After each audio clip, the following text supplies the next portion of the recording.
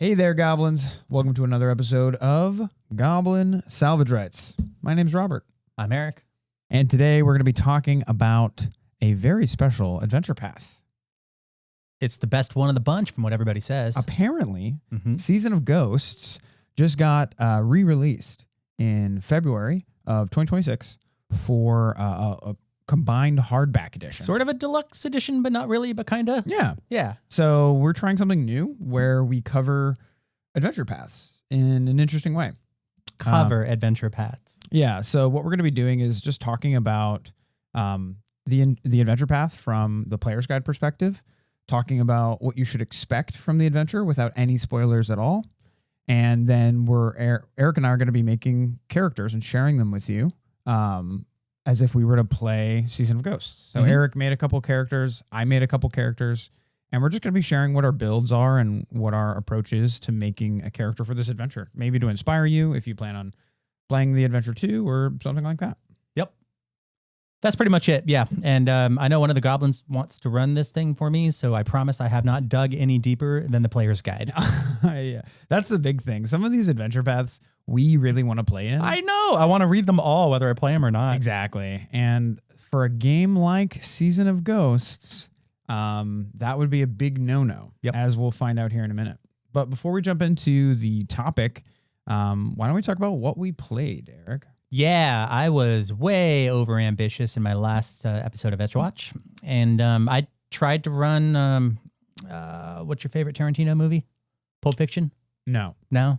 Good try. I thought it was. It's most people's. It's Jackie Brown. Actually. I thought I had that one. God, Jackie Brown's my least favorite. Yeah. We can get into that later. Ooh. Yeah, actually, that mall they film it in, that's the Del Amo Mall. And I spent like most of my childhood inside that mall. Oh, interesting. Yeah. So all the little shops they were going by, I'm like, I know the guy who worked that counter. I know the guy who worked that counter. I ate at that counter. That's cool. That guy was a dick, but he's probably dead now. That was a long time ago. Anyhow, we started a new book in Edgewatch, book 5. And this is where things really start to just go to hell. There are 6 books, right? There's 6 total. So you've been playing this game for... Shut up, Robert. Okay. Yeah, 3 years in, we started book 5. That's how we roll, right. Don't in some months. But it's everybody supposedly has all the information they need to go, oh, that's what this whole thing has been about this whole time. So supposedly we have like not perfect knowledge, but as close as we're going to get. Yeah. And we can just barrel full force towards the end. Well, things went to hell in a handbasket for the Agents of Edgewatch leading up to book 5. And now we're sort of on the run and we're no longer in the law. We're now outside the law. Oh, shit. So it's a lot of stuff going on. And I thought, wouldn't that be a great opportunity to slip in some Tarantino shenanigans? Okay, yeah. So I did the split narrative thing where I had the events that were happening immediately right now following last session.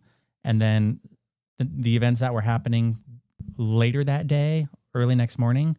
And then a third batch of events that happened later that week. So we're meeting people and trying to get in and out of our current plot situation throughout the week doing sketchy things, right? And I tried to just Pulp Fiction my way through it, and it just fucking bombed. Really? Yeah, split narratives it's difficult to do unless you're reading it or watching it. Listening to it, no. I don't think it works as an audio medium. Maybe and essentially that's what TTRPGs are, unless, I don't know, you found a way to make it a video game as you're presenting it. It could be like actually the inclusion of Foundry might actually be able to. I think it would get us a couple steps closer. Yeah. But I still don't think even then it would be doable. Why is that? There's so much player and GM investment, and everybody has to be paying attention to the details. 3 things you don't get at every table. So what you're saying is that is a legless stool. Ben needs to prep more coffee before games like that. More coffee. Yeah. So yeah, it was a shame, and it was just a doomed endeavor to begin with, but I wanted to try it. And I thought this is the point in the story where something like that is absolutely going to go down great. Right. It totally felt like Snatch, to me. I love that movie. I know, right? Yeah, it's such a great movie. So that's really the only gaming stuff I've done recently. Damn. All right. Well, that's not true because we both played Cryptobiosis. I'm a liar already. Cheers. What, 2 days ago? Yeah. So that was a ton of fun. I'm really glad we got to like start it, mid it, and finish it. So I feel like I had a satisfying closing of the loop on that character and that story. Yeah, I totally forgot to bring it into the studio, but It's on my kitchen counter for you to take home because I know you wanted to read the AP. I thought you were going to tell them to go check it out if they wanted to. Absolutely, yeah. Come on over, goblins. I'm not going to give you Get my into address, Robert's kitchen, but if you can dox me, just come on over. I have an open door policy. But I'm also American, so just keep that in mind.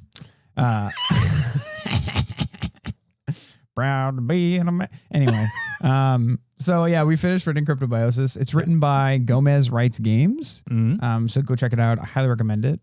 It was a conversion from Gomez wrote it for Mothership. And I converted it to Starfinder as a way to just kind of like introduce the party to Starfinder 2nd Edition. I really like Starfinder 2nd Edition. I think it has a lot of legs. I would love to play in a game of Starfinder 2nd Edition once or twice before I run it again. And in my humble opinion, as a we all know how humble that can get, novice GM, I don't think that it made me realize that games require systems to make the themes happen. Okay. And Starfinder is written to be, Starfinder the system, just like Pathfinder the system, is written to be a heroic fantasy. And when you take a system designed for heroic fantasy and put it into a game or an adventure path written for survival horror, it becomes very difficult to like suspend any disbelief. Yeah, the verisimilitude is challenging. Yeah. I mean, I don't think you're wrong there. I think Pathfinder is you can modify it. It's the word I keep forgetting. Modular. Why can I never remember that word? It's modular by nature. So Pathfinder out of the box, let's say, presents a heroic fantasy game. But when you start throwing things in like the fatigue rules, the subsystems that kind of expand and decrease your ability to go through scenes and encounters with X number of resources, it does help you get there. So I think there's sort of like an out-of-the-box experience where it's like Pathfinder doesn't work for noir. But if you don't use certain things and you input other things, you start creating an environment where you can do that. It's kind of like, you know, if you grow up in the fucking projects or the inner city, that doesn't mean you're doomed to only have that experience. You just need to know what the tools are and hopefully, you know, have the people around as a support system. The tools of wealth to help you get there. Stuff like that. And that's how I see players. Players are kind of like the support system to help the GM realize the dream, regardless of the rule set. And that's kind of what I mean by player buy-in. So like absolute, utter fidelity to 100% of the rule set is almost going to create a predetermined experience, I would think. At least that's been my experience. I completely agree. What I tried to do is curb I wanted to use the Starfinder pre-gen characters. So I made sure one of them wasn't allowed because it has healing built into it, right? And that's, to me, that was the biggest issue. But later on in the game, I realized, like, you know, in Mothership, no one has access to, like, lightsabers. Yeah, it's a game of attrition. Yeah. You know, it's not like we gain, we don't use resources.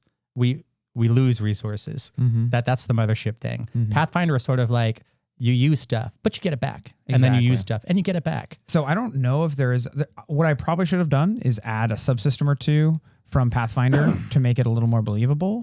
And I probably should have customized the player characters to truly curtail the abilities that they could use in order to make Cryptobiosis shine in the way that it's meant to. Yeah, maybe. But, you know, Mothership isn't a system you're familiar with, and Starfinder is, we're familiar with kind the Pathfinder of a system rule set, I'm familiar with. but it's just different enough where it's kind of like, I think you did it just right. Oh, thanks. You know, just keep the vanilla of both and then see how they work together for session one. Take a step back and go, these are the 3 things I would change. Not the 9 things I would change, but just 3. Yeah, hindsight's 2020. But this sure. is just kind of me sharing my thoughts. Like, if I were to run it again, I would have made custom characters. Yeah. I would have added a subsystem or two, like fatigue, or maybe even a sanity subsystem, to make sure that players really are on the edge of snapping, like physically and mentally at the same time. Yeah, Starfinder has a lot of legs, but you know what else has a lot of legs? The creatures in Mothership. So yeah, I think everything you said is spot on. I also ran the first session of Pray for Death for my Sunday game. How'd that go? Went awesome. 14th level? Yep. So the characters start off at 14th level. The premise of Pray for Death is basically the players play as Red Mantis assassins. The first chapter of it, you get to do a classic assassination. Yeah. Which is pretty cool. Strong. And you get to be the assassins. And then it kind of like goes in an interesting direction from there. I won't spoil it, obviously. So what I did was I ran a intro fight for the players to get them acquainted with their characters. So the beginning of Pray for Death, there's a very small section in the book that just says your player characters just got done with an assassination. And they gave you 3 options to present to them and be like, what would you have liked? Like, let's talk about and create a brief story about what you guys just finished. Okay. And then based on that story, you get to pick one of these 3 options, whether you did a favor, whether you killed someone, or whether you found some money, like you discover some treasure. I decided to use that as an opportunity to just make very small encounter. So it's a 1-room encounter, if you will. The players had basically played a game of cat and mouse with this guy who's trying to start. It was like kind of like a cult leader kind of deal where he's trying to genetically engineer an army of super soldier lizard men. Okay. Like you do. Yeah. And then, so basically I found a really cool chapel map online from like the subreddit where people post all the maps they make. I threw that into Foundry, put in the walls, and I basically said, you guys have played this game of cat and mouse. You've pushed this mouse to the literal edge of a cliff, the edge of this clip with this chapel that's broken down at the edge of this clip on the shoreline. And now you get to make the kill. And it went spectacularly. Really? They snuck in, they snuck around, they detected the alarm spells that were placed in the front yard, in the backyard. There were like 3 entrances. There's the front door, but then there's 2 side doors that are like made with like scaffolding where like some holes were made in the walls or something. The players flanked on both sides while Kyle's character decided to fly on top of the building and just rain down fireballs inside the church. I'm running a PC in addition to the players, so there's 5 PCs. That's right. And my PC is a twin sister to Brian's PC, who's a wizard. So we have a wizard, a druid, a sorcerer, and a thaumaturge, and I made a dual-wielding swashbuckler. So big blaster caster energy going on in there. It was a lot of fun. Hilariously, the bad guy tried to run away almost immediately, and Brian literally just nuked them with a disintegrate spell and killed them pretty much like instantly. That's extreme prejudice. Which was awesome. It was like so peak. But the monster that he had created had already broken out, and that was like kind of the real fight. Sure. The guy they were assassinating was 12th level.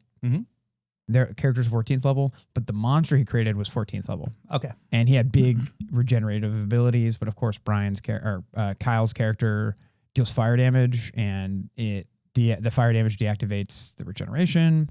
So it was just a really great intro fight for the players to really get a grasp on their abilities and stuff like that, and sink their teeth into it. So that went really well. We're going to be having another session this Sunday, and I'm excited because now we're actually going to start the campaign proper, and like, you know, they're going to get introduced to the first hook of the story. They're going to get sent on a new mission, and then they're going to do a bunch of urban investigation and exploration where they basically set themselves up for the assassination attempt itself. Okay. Yeah. That sounds cool. This Sunday, I'm going to be running Claws of the Tyrant, the next part. Hell yeah. And trying to organize 5 people to play a monthly or bi-monthly game. It's becoming murderous. This is our Patreon game, by the way. So Erik, we have a news... just so you goblins know, we have a new section on our Patreon called Goblin Gamer. And on that, you get to pay $30 a month, and Erik runs a game for you once a month. Yeah, and JP just upgraded from tier 1 all the way up to tier 3. Goblin Gamer. So, Thank you so JP, much, JP. welcome, Goblin Gamer action. We don't have a tier 2, by the way. Not yet. It goes 1 to 3. But yeah. Like those scary ass hotels that just skip like from 12 to 14. There's probably going to be one in the middle, though, eventually. That's cool. Anyhow, yeah, I'm going to be doing that. And everybody can't show up for it. So I had to figure out, well, how do I do this? Because obviously people are paying for this. So what do we do? And we haven't quite left the bunker situation yet. Mm-hmm. And there's going to be a thing that happens because there always is. And I'm going to use that moment to split the party. Oh. And that way the people who can make session A will be group A and then B will be group B. And since they're all going to be in the same map location when we get above ground out of the bunker, I just need to, rejigger the math. And when are you playing this? This is on Sunday.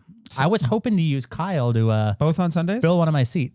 One of them on Sunday. What's the other one? The other one is next week sometime. I don't know. I might be able to pop in for that one. You're going to be running your game on Sunday.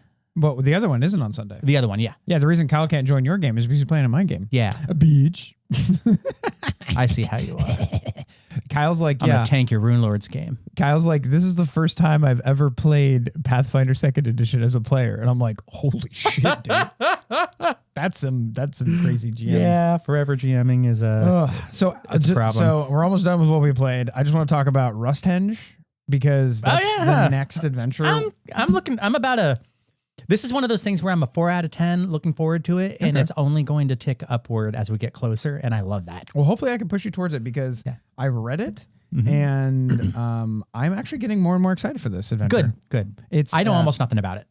Levels 1 to 4, level 1 to 4, 1 to 3, and the players, it's super classic D&D. It's like the adventurers grew up in this small town, and then there's another town next door, and something bad is brewing. And these heroes have to rise to the occasion to defeat some sort of it's typical kill the princess, rescue the dragon kind of stuff. Kinda. It's it's demons. Mm-hmm.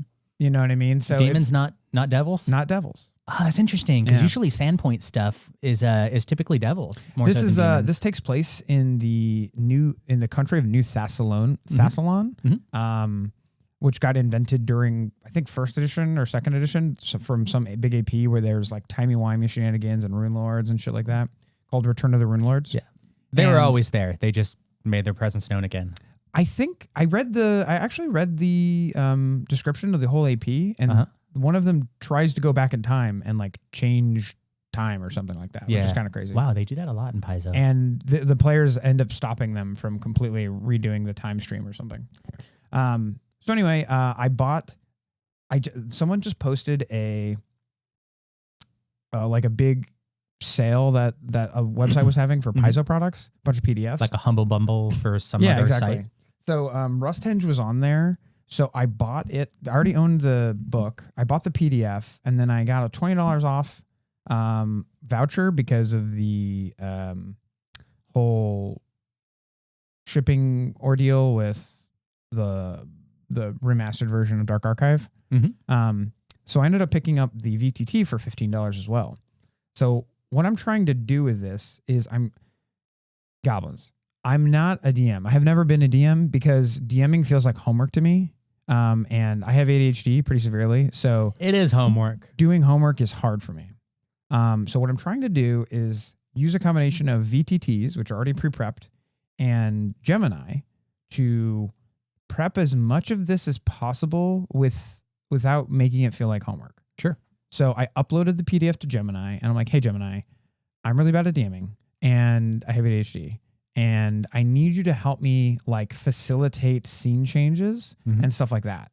So I'm having it write me small sections that are like, the read this text. Yeah. I'm basically having it write me more read this text. I could spend the rest of this episode just on this topic. Okay. We're not. Forget about Season of Ghosts. Exactly. I want to talk about this. Okay. Well, Goblins, if you want to hear how we're trying to leverage like AI in ways that actually make our games better without like stealing all the thunder, let us know in the comments, and we'll make that episode. Yeah. If not, then we won't.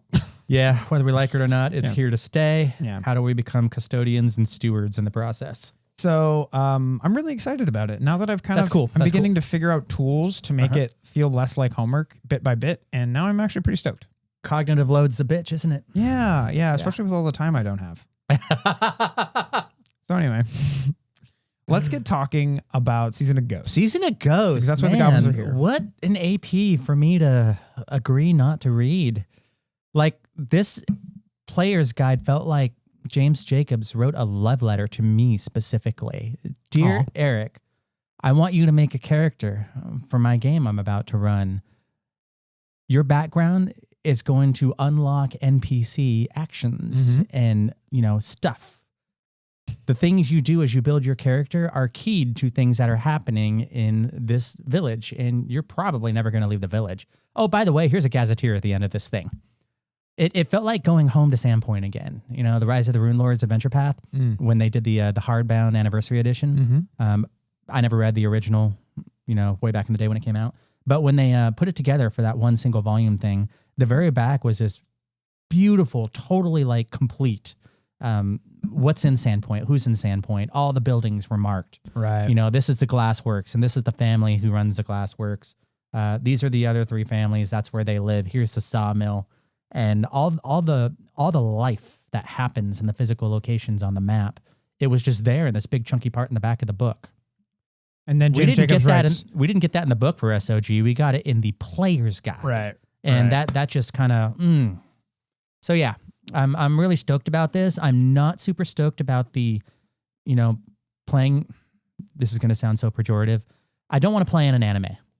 The Eastern themes and I just don't understand it well enough, and the names don't stick in my brain. Yeah. All the various different names for the various different creatures and what they do and who they are, which is funny because we play D&D, right? Everything's made up. But it's not accessible to me in a way that will make me want to stick around unless it's delivered really well. Here's the thing, Erik. As someone who owns 3 out of 4 of the books and has read the plot points, I know what's going to happen. I have to say, and as someone who is a fucking total weeb, basically, and has spent a lot of time, not only like being a fan of Eastern or Japanese culture, but also just studying Eastern history. I have to say that I think the reason why people love this so much is because they did a really good job using Eastern stories and specifically horror stories as inspiration for this adventure. So from my perspective, this is probably not going to, unless your idea of anime, quote unquote, is just anything Eastern, I think you're actually going to have a really good time. I hope so. I do. I used to read Japanese short fiction, like literary short fiction from Japan. Cool. So it's the presentation. Right. If it's sort of like He-Man and kimonos, I'm not going to be there for long. Got it. So let's talk a little bit about SOG. The look and feel of SOG is set over a century in the past. So 7100, I think it's like 7108, during the immediate fallout of the Lunghua Empire's collapse. None of this means anything to me. Sure. So the Lunghua, imagine, okay, I think this is true, but like Lunghua, it was basically, is basically an analogy for one of the great Chinese empires. Okay. Right. So imagine. So like Han Dynasty. Sure. Yeah. Okay. Imagine we have like this great empire and it's crumbling because it's almost quite literally like the Rome's version, the East's version of Rome crumbling. Right. An empire that got too big, too fast, too wide, and crumbles. Okay. Gee, I feel like I'm living in one of those now. And then, the campaign takes place entirely within this isolated, storm-swept, haunted logging town. And that's what ultimately sold me. Called Willowshire. 4 volumes in one location, more or less. I'm here for it. So this is a survival-focused, supernatural, rural horror campaign where players act out of compassion, important here. We've moved away from lawful good and stuff like that. But the player's guide was written before the remaster, and it still suggests that you don't play evil characters, specifically that you play characters who are compassionate for the people in the town that you probably grew up in. Yeah.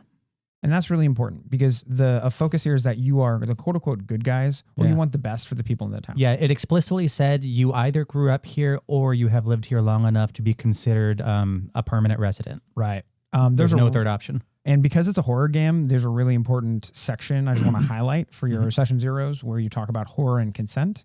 Junji Ito is one of the most popular and famous horror writers, horror mangakas in modern culture. And I would argue Junji is probably one of the most important horror writers in the 21st century. Okay. And his books are so disturbing because they present horror in ways that I don't think a lot of people, especially in the West, are familiar with.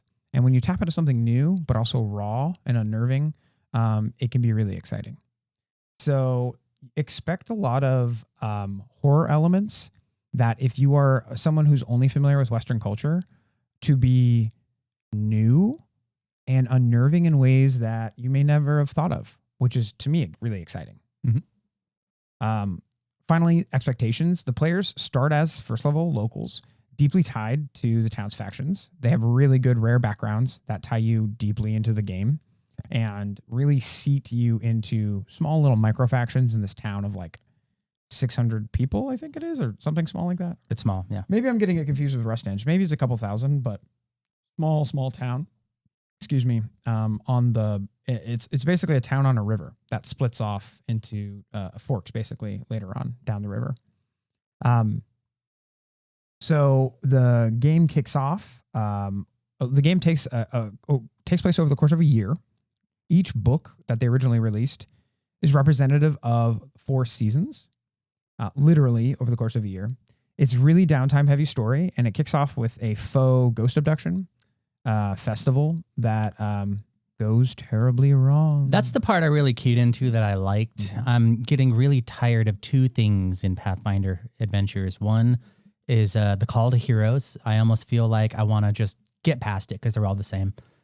You had it in Kingmaker. You've got it in Age of Ashes. You get it fucking everywhere. Sure. And the second one is, let's see, there's Call to Heroes, and there's a festival going on. That's every adventure, right? It seems that Pathfinder ever writes. And it feels like a cop-out. Like, are there any other ideas? Can we just do something else? It doesn't matter what I do in levels 1, 2, or 3 during the course of the adventure. The festival will still be a festival. You know, there's no way I can do anything to affect that. Agents of Edgewatch is the same way. You can't. This one is kind of cool because you are playing a very specific role in the festival. Exactly. That's tied to the cultural origins of the festival itself. So already, it doesn't matter who you are as a character. You have hooks in this community. You are linked to the story. You're linked to the plot. You're linked to the story. You're not just a guy who does things. You are a guy who's taking part of things that have been done. This is really important, and it's something I want to kind of just emphasize for everyone listening. In the West, at least here in America, we have festivals, we have holidays, but I think to a lot of us, they feel largely masturbatory. Oh, they are, yeah, because they're all linked to consumers, shareholders. Exactly. Yeah. Many festivals happen in Eastern cultures, especially like Japan, that have very close ties and roots with the actual culture of the area. They're deeply important, not only spiritually, but as pillars of the community. And because these cultures have been around for so much longer than our culture here in America, they have very, very deep-rooted significance. So there's a reverence for festivals in many, like in Japan especially, and also in China and South Korea, that there's a reverence for it that we don't really have here in America.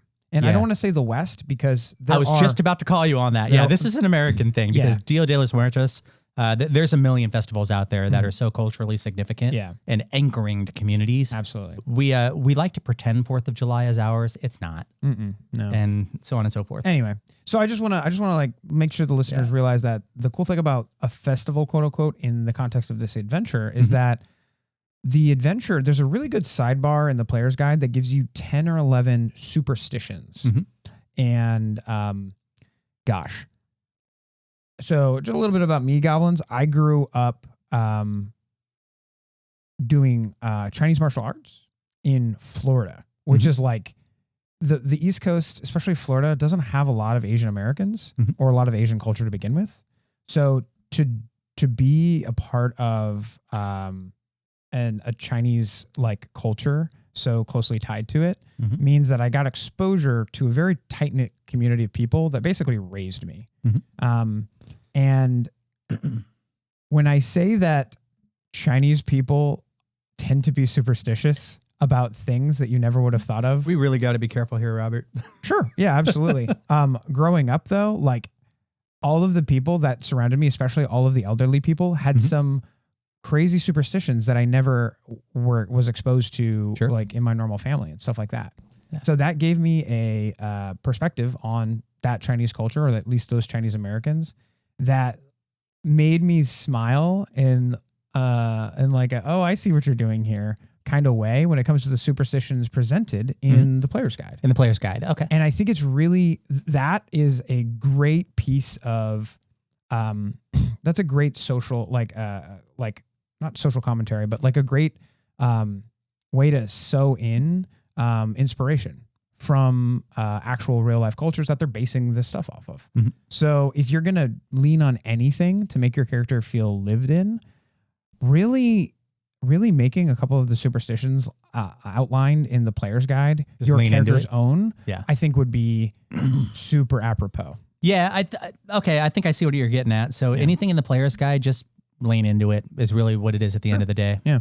And to me, the superstitions are the thing that I really jumped onto. Yeah. And I almost made my character, I really wrestled with the fact that one of my characters that we'll talk about here in a minute is a barbarian. And there is a superstitious barbarian like rage thing that I almost chose, but I chose not to because I wanted to make, we'll get to it, but I wanted to make an optimized version of a character. You so did? I picked something else instead. But anyway, so that's the basic expectations we should talk about for SOG. I do want to jump into why this AP is different from a lot of other APs and probably why it's so popular. So from what I could tell online, this is the most popular second edition adventure path they've ever written, and for good reason. It's excellently written. It has. When you say popular, do you mean it sold the most copies, or it's just the most highly regarded? Yes. Or it has the most plays? Because Kingmaker is hard to beat. And there's a few of them that are just really hard to beat. Rune Lords is definitely one of them. I know that people are speaking really highly of this, and it has the highest ratings on the Paizo site. Paizo doesn't share its sales numbers with us. Sure. But from everything I could tell online and with the help of Gemini, it is the most popular adventure path that Paizo has ever like published. That's interesting to me. And it's also different from any other one just by the fact that it's a 4-volume adventure path. So let's talk about that. So most Paizo adventure paths are either 3 or 6 books, right? With one outlier being 2. Right. Season of Ghosts is a 4-part adventure.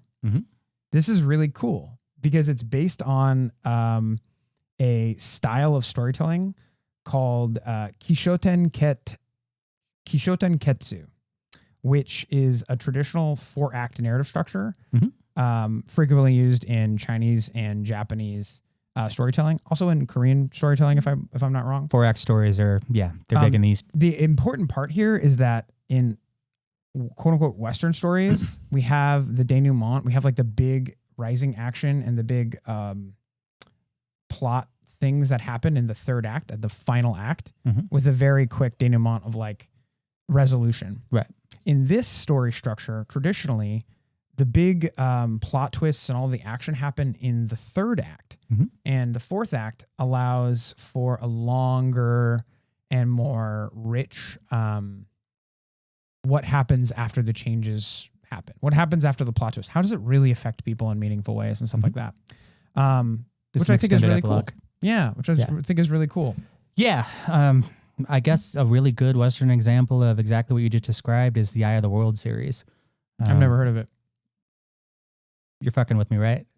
Nope. Okay. You want me to start Everybody, naming- I want you keyboard warriors out there right now, trash talking Robert about Yeah, sure. Eye of the World. Yeah, sure. Go for it. You want me to start Anyhow, naming it's manga that's influential?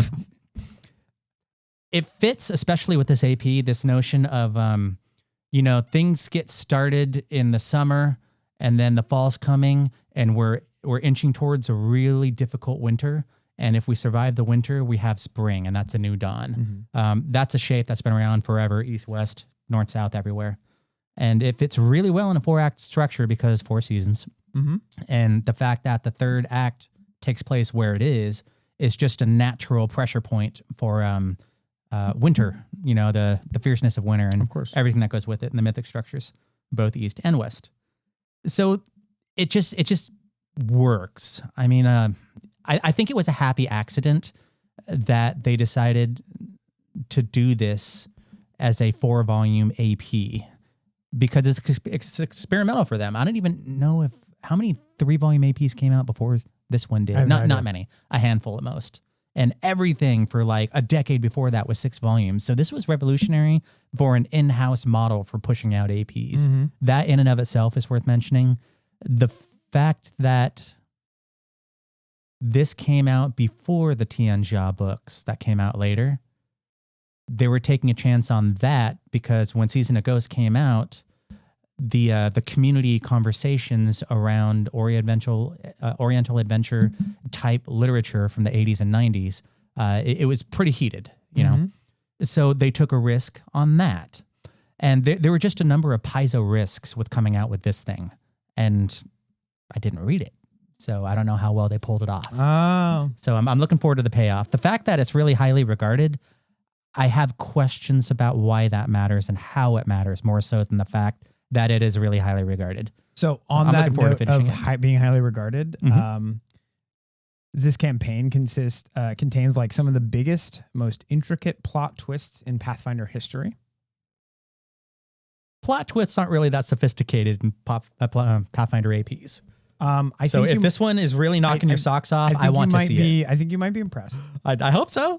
Or at least excited about it. And some reviewers even compared this to the movie Inception, which is pretty cool. Oh, okay. That's a high bar, especially for TTRPG design. I mean, I'm like, Christopher Nolan is one of my favorite directors of all time. He's up there with like Denis Villeneuve. Yeah, you keep a picture of him in your underwear, I've seen. Yeah, absolutely. So yeah, it's those are kind of like all of my notes about this AP. I don't want to, again, especially because Erik is playing in it, I don't want to spoil anything too much about it, but it's really cool. And I'm really happy to see Paizo taking chances on this whole like East Asian culture. Its own stories, it's written by people who are of these cultures as well. Exactly. And they do them justice in ways that I've never seen in TTRPGs before. Yeah. People of those communities saying, yeah, this is actually good, guys. It's do more pretty of cool. this and less of that other stuff. Yeah. Yeah. It's very everything everywhere all at once. You know what I mean? Yeah. One of the things I really like about this, and then I'll be ready to move on to characters. Cool. There's a couple of things that bother me about how Pathfinder deals with a specific thing versus how they're trying to treat it with this one, and that's reputation. Reputation is a subsystem. It's just moving dials around. It doesn't really affect me all that much. I like the idea of a reputation subsystem or the system in Blades in the Dark much more than I do so in Pathfinder. But the fact that the geographic location with which you are in for 4 volumes is so tight and confined and small, it's a snow globe. Reputation matters. Who you affect in a positive way matters because you're going to be seeing them every day. And as we go from level 1 to 12, whatever it is you cap out at, 12. That's a lot of opportunities to piss people off and get locked out of story possibilities, locks and unlocks of abilities and stuff like that. So that's cool. There seems to be, at least that's what it's positing, this player's guide, a focus of narrative over combat. Your sword is not going to be your tool for every problem in this thing. In fact, oftentimes it's going to get you in more trouble than it solves. You're going to be leaning on your skills, lore, and social abilities a lot more, apparently. So bards should have a good time in this one, more so than say gunslingers, which they say do not do. Mhm. They said, yeah, inventors are cool, but no gunslingers. And I can only think that has to do with the timeline. I don't know. Question mark. Because there's alchemists all over the place and there's inventors. Well, what's kind of but weird. Gunslingers, no. Kind of weird is like there is a clear history in like real life history. Obviously, Pathfinder isn't real life. Mm-hmm. So in Pathfinder, I guess black powder only exists in Arcadia. Not Arcadia. I was gonna say Alkenstar. Alkenstar. Yeah. No, there's an entire other continent that's all full of gunfire. Okay. And I'm pretty sure it's Arcadia.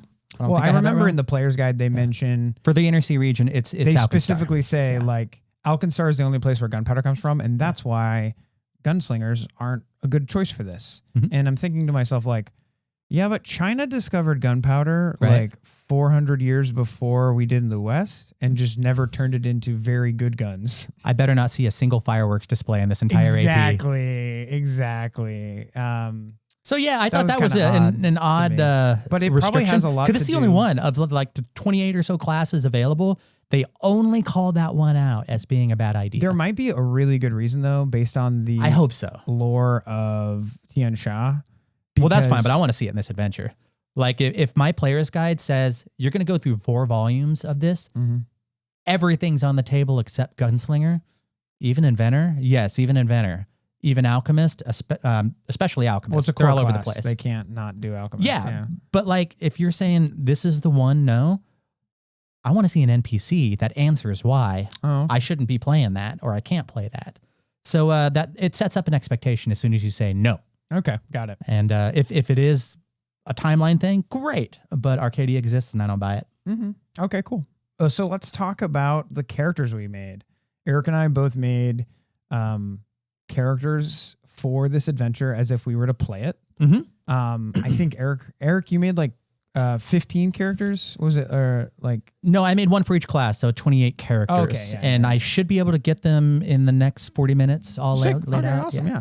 Our original idea was you were going to make one 12th level character, and I was going to do 3 4th level characters so that we can stick with the number 12. I made 2. You ended up doing 2. All right. So how do you want to do this? What actually happened was one of the goblins on our Discord, shout out to Todd. He asked me a while ago, like, "Hey, I'm trying to make a throne's weapon character, like thrown weapons, like throwing weapons with a throne." I'm picturing trait. your guy picking up like the Game of Thrones throne and throwing it across the room. A lot of my voice to texting had that confusion, which is pretty funny. So the weapons with a throne trait and trying to build a character around thrown weapons. And I kind of did a super deep dive on all of the ways to make thrown weapons viable. And I almost created like 5 different characters with the throne, 5 different characters classes that all have access to feats that like interact with this. But I realized pretty quickly that some of them just don't make any fucking sense. And unfortunately, one of them is the rogue. We actually just got into a discussion this morning on the Discord. Is this going to be the next 30 minutes? Possibly, yes. Why the rogue sucks at throwing weapons? No. I'm just going to say that right now. I better not see any Shuriken builds anywhere in this 4-volume AP. The rogue doesn't have a very good way to get off guard at range. That's the biggest issue. Okay.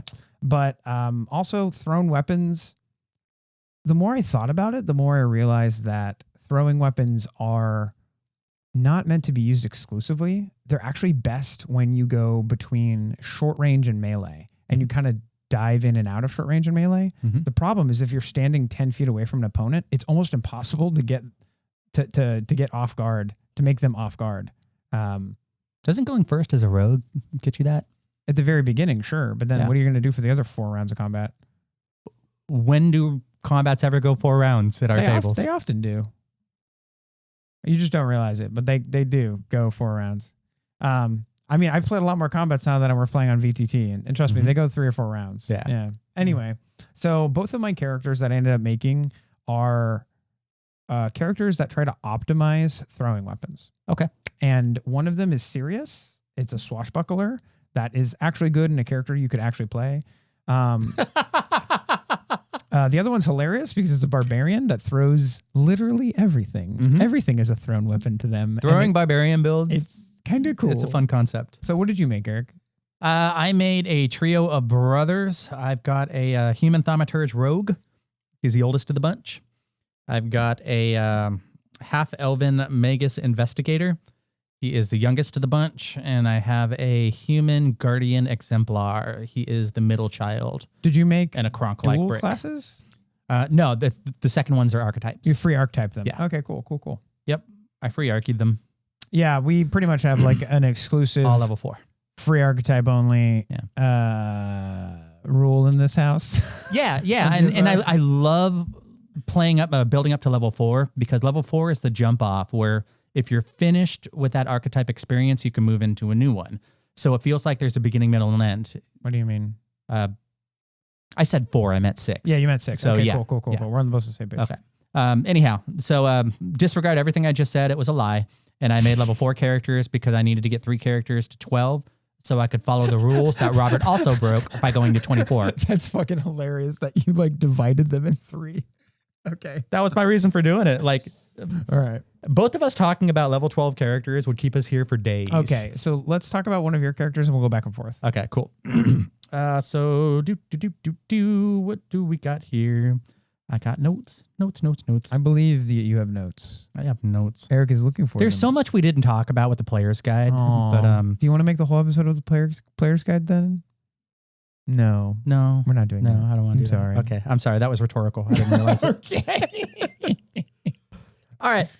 One of the things that made me really excited to make characters for this was the fact that whatever you do for your background, you are basically attached to an NPC somewhere. Mm-hmm. And I thought, go tea house, low hanging fruit. Okay. And I made a tea house in my Edgewatch game, and I'm really happy with it. Hell yeah. So that's kind of what I did. I love all 3 of my houses. guys like hang out at the tea house. That's where they go. It's like an episode of Friends. They just come in, they crash, they do their thing, and every now and again, they get up and they help out. One of my Holy Grail experiences is actually going to and experiencing a traditional tea ceremony in Japan. Like I've ever ended up going to Japan. Yeah. Like I've read about it referenced in so many different places in all of the reading I've done about Japanese history and economics and stuff like that.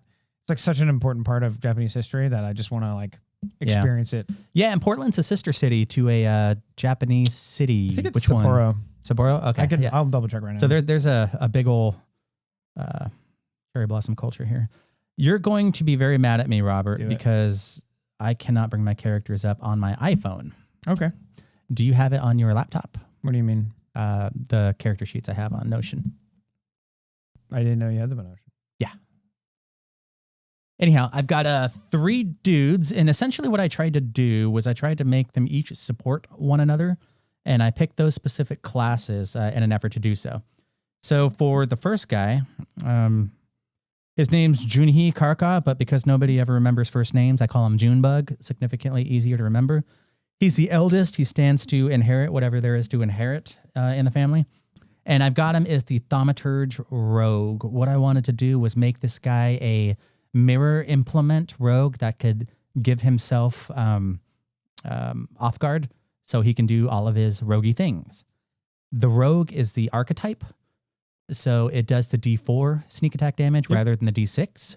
And before everybody screams that's not optimal, that's kind of the personality. That's not his job, goblins. That's my job. It leans into the death by 1,000 paper cuts instead of one big axe stroke. So I'm just going to give Erik the laptop because pulling a path builder on this doesn't work. So he can just have the big version of his notes on Notion. And I will go off my phone. Okay, perfect. So I've got path builder. Yeah, Sapporo, Japan. Totally call it. Nice. Yeah. Also, if you've never been to the Japanese gardens here in Japan, I'm sorry, if you've never been to the Japanese gardens here in Portland, they're world class. And they have one of the few recognized koi ponds in America by the Japanese Koi Pond Association. been so long since I've used a Pretty Mac. cool. So yeah, that's sick. While you do your Googling, I'm going to talk about my character. Yeah, you should do that. Sucker. So I'll catch up. we're going to talk about the good one first because the funny one I'll say for last. Both of my characters are Nagajis, and they are using the outskirt dweller background. So this background basically ties you to a subfaction of people who live on the outskirts of the town. They're the hunters. They're the naturalists of the town. You consider them like maybe the farmers who live far away, or the people who live in the woods, the fur trappers, those kinds of folks. So both of my characters have I kind of like imagine them as brothers or siblings of some sort, or maybe they're the same person and they're just reflections of two different people. You can play it that way. You said Nagaja? Is that what you said? Yeah. Are they the snake people? Yep. They're Okay. snake people. Yeah. So I also love Nagaji because they get a dark vision ancestry feat at first level. It's really, really, the more I play Pathfinder, the more I realize that not having dark vision at first level is just so suboptimal in so many circumstances that it's hard for me to ever play around it. Yup. So we did Shimmer Tongue and Naga Goddess's Light to give them dark vision and also to give them a magic sense, which is something super cool that I've never seen. Magic sense? What's that? It's basically a imprecise scent where you can detect magic nearby. So this plays into the superstitiousness of both of these characters. Is this a rare ancestry? No, Nagaji's uncommon, and it's actually recommended for this adventure path as one of the uncommon but very easy to find ancestries in the area. That's why I picked it. So the premise again about both of these characters is that they are thrown weapons fighters. So when I think of thrown weapons, the advantages of thrown weapons are that you get to use dexterity to hit, but you get to add your strength bonus to a ranged attack. That really is the biggest draw for thrown weapons. It's just being able to use your strength for ranged attacks, which really suggests you want to have a dex-based fighter with decent strength, meaning that your build will be pretty mad. So you're going to max out your dex. An optimal version of a thrown fighter probably has max dex, so they have to be a class that has dex maxed. And they probably want to have a decent strength as well, like a 16 or a +3 strength. The max you can ever get at first level is +4, and that's only if it's your class's same trait or same stat. Your key trait? Your key trait. So I picked up the first level feat called Flying Blade. You apply your flashy techniques to thrown weapons as easily as melee attacks. You apply your precise strike damage on ranged attacks you make with a thrown weapon within that weapon's first range increment. The thrown weapon must be an agile or finesse weapon. This also allows you to make thrown weapon range strike for confident finishers and any other finisher that includes strike that can benefit from your precise strike. Erik, after building my character for Pray for Death, that character is a swashbuckler as well. Mm-hmm. I realized that swashbucklers are kind of like a different version of the rogue in so many ways. Yeah. Mechanically, they're a more consistent rogue, if you think about it that way. Their precise strike damage and their finisher damage. Their precise strike damage is just a flat number you add to your damage versus it's a flat number you add to your damage with less setup, whereas a rogue has more setup and their extra damage is variable, but it has a higher top end. Okay. That's kind of the way I think about them mechanically. They both get a bunch of extra skill feats. They both get a bunch of extra skill bonuses. They both get, obviously the rogue gets more, but the swashbuckler gets a decent amount. When you pick the swashbuckler's style, you also get get access to another kind of skill that you can lean on. I really like the Rascal Swashbuckler because it plays with a mechanic that doesn't have a lot of support, but is really actually very good, which is the Dirty Trick mechanic. Mm-hmm. If you're playing a dex-based character, you want to, and they're already mad, you don't want a fourth trait that you have to have at a very high level in order to be effective, right? So the Rascal leans on the dirty trick skill, which is a dex-based skill. So this is really good for my character who's already pretty mad. So I get to rely on dexterity primarily for all of my class's major abilities. And the idea of I didn't really think of them as like a ninja or like some sort of subterfuge character necessarily, but they are dex-based. Mm-hmm. They grew up in the woods and wilderness outside of the town. They're familiar with a lot of the superstitions. Because they're from outside of the town, I imagine that they would be more superstitious than less superstitious because they're interacting with a lot more like wildness in the world, and they have a lot more unnatural or natural spooky things happening to them more often. So for that reason, they're stealthy. They do dirty tricks to get to one up their opponents and stuff like that. Mm-hmm. And they basically fight and scratch for any bonus that they can to finish the job, if you will. One of the best archetypes for this thrown weapons build is actually the dual weapon warrior, which is honestly kind of one of the most overpowered archetypes in the entire game because double slice is just too powerful, if I'm being honest. But what's cool is that there is a feat for the dual weapon warrior called dual thrower, which literally just lets you do double slice but at thrown range. So when you're doing a dual wield fighter, the best way to optimize a dual wield fighter is to increase the amount of extra damage you get on each individual hit, because you're doing 2 hits at full map, mm-hmm. which means that you want to maximize any amount of extra damage you get per hit because that gets doubled. So being able to do dual thrower allows this build to really open up. They're a dual wield throwing class, which I think is just like super cool. The weapons that they have equipped are a +2 striking returning shuriken.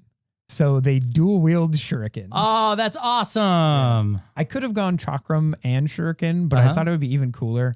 Again, they're not necessarily a ninja, but at the same time, when we look at the historical significance of quote unquote ninja, they were often people that were actually they were often very rural people or people from rural communities mm-hmm. that were trained to do subterfuge and other sorts of stuff like that. Mm-hmm. So I think it's actually super fitting that my character, who is from the outskirts of town, kind of dips their toes into a lot of the things we expect from ninjutsu and stuff like that, which is, just the art of subterfuge in Japan. They've got other twin weapons. After that, it kind of goes down your typical 2-weapon fighter tract for the Swashbuckler. You just mm-hmm. get a lot of things like dual weapon finisher. Dual finisher is really cool. It's 1 action and it allows you to attack 2 different people mm-hmm. With 2 attacks at full map, and then it's a finisher, so you get your finisher damage, which is pretty badass. Swift Sneak, Daring Do is one of the best feats that Swashbuckler gets access to. It's a 10th level feat. Fortune effect, so you know it's coming. When you already have panache, you can roll twice and use the higher result on checks to which circumstance bonus for a stylish combatant applies. So tumble through. So basically, when you have panache, you get to roll twice and take the high result for your dirty tricks. Okay. And this class gets access to Dastardly Dash, which is the only dirty trick feat that exists pretty much in the entire game, which is really sad. You'd think there'd be more by now. There's so little support for dirty tricks, and it really pisses me off because when you succeed at a dirty trick, mm-hmm. the target becomes clumsy 1 until the beginning of your next turn, or if you critically succeed. There's got to be more of that stuff coming with the new playtest and whatever book it's coming in. I fucking hope so, because dirty tricks are just so cool. But to be fair, they are pretty powerful because you get to double down again on that same stat. So we're doing things like Dastardly Dash, where we get to move in dirty trick. We're doing that, and that's going to get you panache because dirty trick has the bravado trait now. Mm-hmm. We're picking up things like twin parry. Imagine parrying with shurikens. To me, that's just like so fucking metal, dude. A dual finisher, Flensing Slice to get bleed damage. Dual weapon blitz, which allows you to move and attack. So you basically get to move twice and attack for 2 actions. And then of course at 12th level we get one of the best swashbuckler feats there is, which is called Cheat Death. Somehow you always escape the Reaper by a hair's breadth. You avoid being knocked out or killed and remain at 1 HP and gain panache, but you become doomed 1. You can't reduce this or ignore doom condition, blah, blah, blah, blah, blah stipulations. This lasts for 10 minutes, though it doesn't affect the duration of any other doom condition you have. So it's basically at 12th level, they get to cheat death whenever they want. It reminds me a lot of, have you ever seen the Puss in Boots movie? No, I didn't see that one. It's excellent. It's honestly like, I don't want to say it's underrated because a lot of people know how good it is now, but it's an excellent animated movie for children and adults, of course. But the whole theme of the first movie is basically Puss in Boots, from Shrek, has dodged the Reaper for so long that now the Reaper comes looking for him. And the Grim As in he's working on his 10th life or 13th life or something? Exactly. And the Grim Reaper is this wolf that dual wields sickles. And it's just, they did such a good job with the ambiance and stuff like that. That's cute. That was Antonio Banderas, right? Yeah, exactly. Antonio did the voice acting for it. So this is, again, my best attempt, my most optimal attempt at a dual weapon, a thrown weapon wielder who just ends up fitting into one of the great archetypes of super effective characters, which is a double slicing character. Sure. Could I have made them a little more optimal by changing the weapon from Shuriken to something else? Maybe. But the thing about thrown weapons, my last note about thrown weapons, and I'll pass the baton to you, is that there are so many feats from different classes that basically just give you the returning rune with extra steps. Sure. And it's really fucking annoying because there is a handful of feats, especially for the rogue, that do interesting things with thrown weapons. And then all the others just don't. And it's just really frustrating. I was really hoping I could see some cool and interesting maneuvers or stuff that require thrown weapons to be used to give this design space more legs. But unfortunately, at the end of the day, the most optimal version of a thrown weapon fighter is just someone who's dual wielding, throwing both things at the same time, and has the ability to add extra damage to their attack.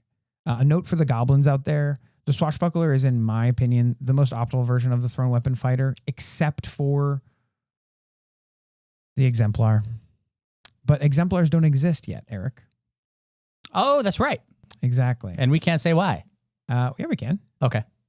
That's not a spoiler in your pray for Manus thing? Pray for death.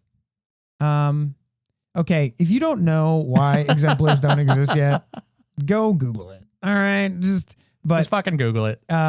Basically, Battle Cry tells us straight up in the book that Exemplars exist now because a god dies in the modern day and their blood rains down. You got a bit of his spooge on your nose. So there's some probably easy ways for the DM to sew in the reason why an Exemplar would exist. But for that reason, I didn't choose to make an Exemplar.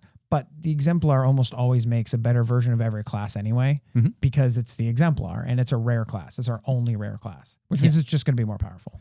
So yeah, I have 3 characters here. They're brothers. One's a half-brother. The other 2 are full-blooded brothers, and they all come through the same part of the family tree. So the first one we're going to start with is the eldest brother. He's sort of the ringleader, and I'm using the death by 1,000 paper cuts kind of concept to get this guy going. So he's a Thaumaturge. That's his primary thing. His secondary thing is he's a rogue archetype. That rogue archetype sneak attack damage goes down to D4 rather than D6. And I felt like if I was going to take the hit, at least I can theme it up and make it earn its place. So that's that. One of the neat things about... nope, that's the other character. Let's scroll on down here. All 3 of these guys are built around 2 main things, and I tried to have all of their feat choices, their skill selections, abilities kind of feed into those 2 decision points. The first one is the background that comes in the player's guide called Close Ties. Oh, dude, Close Ties is great. Yeah. So if I remember right, all of the options for backgrounds in the player's guide, every single one of them unlocks an action or something during the course of the game. I don't know how significant that is, but This made me really optimistic to push forward. This is supposed to be like a really downtime and RP focused adventure. Yeah. With less focus on the combat. So I think it's going to be pretty important. Yeah. The decisions you make when you're not kicking teeth in are usually not super relevant at the end of the day. But here it seems to hint that it is. So what is close ties? It's rare. Choose 2 ability boosts. Who cares? Charisma, intelligence, yada, yada, yada. You are trained in diplomacy and the T-lore skill. So T-lore is what ultimately made me go, well, yeah, T-house, of course. Mm-hmm. So I linked everything to the T-house at that point. You gain the specialty crafting skill feat. Choose a specialty associated with your allied NPC. I don't know who the allied NPC is because we haven't reached that part of session 0 yet. And whoever that ally is, Brian, is going to begin with an attitude of friendly towards the party. And apparently I get a campaign-specific action to go with it.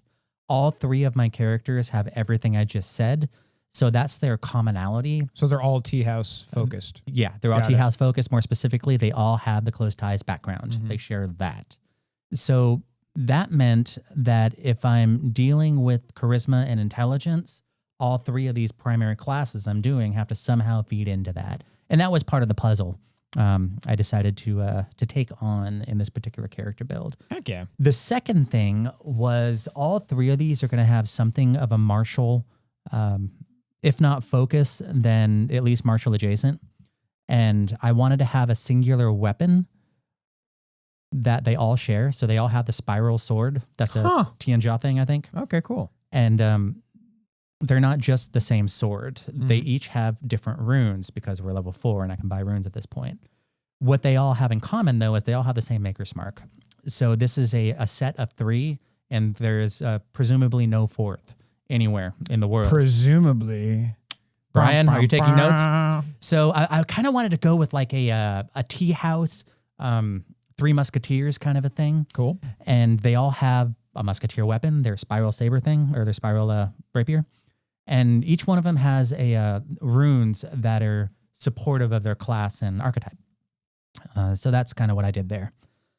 We are a Thaumaturge, and a Thaumaturge means spoopy. So I usually just default to versatile human, enhance ancestry, all that good shit, just to give me extra feats. You're going to see that theme in all 3 of these characters for the most part.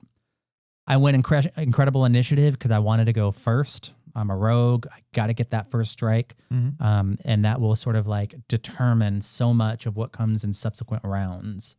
So this character of the 3 moves around, moves in as quick as he can to the opponent. Character number 3 is going to do the same thing in reverse. Tries to get as far away as possible from the opponent as fast as they can. We'll get to that in a bit. So that's incredible initiative. I decided to go with keeping up appearances because this guy's got a lot on his shoulders. And when he fucks up, he can't let it be seen. So he's got that reaction to keep up appearances when he fails. He fails something that has an emotion tag attached to it. And that's kind of his thing. I took the Haunt Ingenuity class feat. I want him to be kind of like a trap springer for haunts. Okay. Like disabling haunts that come around, sort of like a rogue in a hazmat suit for haunts. Ghostbuster style? Yeah, kind of, because Season of Ghosts, I just presume there's going to be a bunch of ghosts running around in here. Yeah, of course. And I'm guessing there's probably going to be a BBEG that is a ghost. I don't know. I hope that gets subverted, but this is Paizo. The usual shit you expect: exoteric lore, exploit vulnerability, implements empowerment. I picked the mirror because I wanted to, number 1, give myself the benefits of the off guard. But there's something really cool about the metaphor of the mirror and reflections, and ghosts are reflections, the dead reflection of the living DC. There's a lot of stuff to play with should GM Brian decide to dig into that. And it's just rife with metaphor. So that's cool. Dubious knowledge, specialty crafting. I love the idea of like being in the corner of the tea house, just being quiet while the brothers are running off at the mouth doing their braggadocious thing. Meanwhile, my Thaumaturge is over here creating tchotchkes for their use for the next day. Little wards against sprites and, foxes with 10 tails, you're not right, man. You're only supposed to have 9. So on and so forth. Trick magic item. That's my rogue thing. I want to be able to use magic items later on, blah, blah, Pick blah. them up, find them randomly. Yeah, that sort of thing. Yeah. And sort of like, again, it's a part of the trick magic item. That's super thaumaturgy. It's like you have like this Batman tool build of random shit. Yeah, it's a utility kind of thing. Yeah. And the whole idea of keeping up appearances, I took a hit, but I can't let you see it. Mm-hmm. I know about strange occult things, and as I pick up this strange occult item, I ought to be able to use it, right? Mm-hmm. Yes, I can. Clink. Right. It's keeping up appearances in the magic item part of it. I wanted eyes of the city as a skill feat, essentially because I'm keeping up appearances. I'm tricking things to work in my favor. I'm making it look like I have power. I'm presuming to have power that I probably shouldn't. And Eyes of the City is going to be that for like information. Okay. So information brokery type thing. Again, I'm a rogue archetype. It fits for that. But you're a thaumaturge, so you have but I'm a good thaumaturge. chaw. Yeah. Yeah. And I can do my recall knowledge, but I can also do my esoteric lore. So I'm sort of leveraging things because I feel like I have imposter syndrome. This character is all about imposter syndrome. Got it. Okay. The other two characters are not. This one is. That's awesome. So yeah, that's him. We're up to level 3 now, Ancestral Paragon, because I just do that. You love ancestry feats? Yeah. General training. I took the weapon proficiency one on this. God, why did I do that? Was that to give you access to the special rapier? Because I think that's what it was. Yeah, because I wanted the critical effect of critical specialization effect. I think it was of the rapier. Off guard. It was the off guard one. Yeah. If you critical with this, then you get off guard for the next turn. You may want to talk to Brian about that. Mm-hmm. Oftentimes when you're in settings like this, I think I might have called it out in the book. There are certain items that are culturally appropriate for this area. And a lot of times DMs, unless it's an advanced weapon, of course, will let you just have that stuff for free. And because you're a marshal at 5th level, you'll get weapon specialization with something anyway. Okay. So you may be able to switch that out and have another feat. Give me new things, Brian. I'm just saying. Yeah. So that's that. Spiral Rapier was the advanced weapon choice that I used for weapon proficiency. Oh, it's advanced. I would have known that if I'd have just scrolled down 1 more inch. You're good. So Spiral Rapier. I want all 3 of these characters to be able to use a Spiral Rapier, and this guy can use it pretty well. Cool. Lightning reflexes, reflex expertise. We're still in rogue territory. Basic trickery, level 4, nimble dodge because I'm up close and personal. Can't get hit. Sneak attacker, cognitive crossover. Cognitive crossover is one of those things where you fail, you get another shot, another bite at the apple. Again, that's the imposter syndrome. With that's a different skill. Right, right. I'm going to leverage everything I can to pretend I'm equal to this task. Why? Because my 2 brothers are counting on me. I'm leading this party. Fuck if I need to be able to do it well. Because one of my brothers is an exemplar. And he really should be leading this party. But he doesn't have the temperament. And we'll get to that in a minute. Archives of Nothing is telling me that the spiral rapier is from Taldor. But you do you do you, bro. Yeah. Well, I'm sure there's merchants. Of course. And I'm sure merchants have boats, and I'm sure boats can get across the sea. You're wielding the exotic weapon. Yeah. Yeah, that's cool. That's right. Yeah. So that's that. And I think that's it for this guy. Joonhi, Joonhi.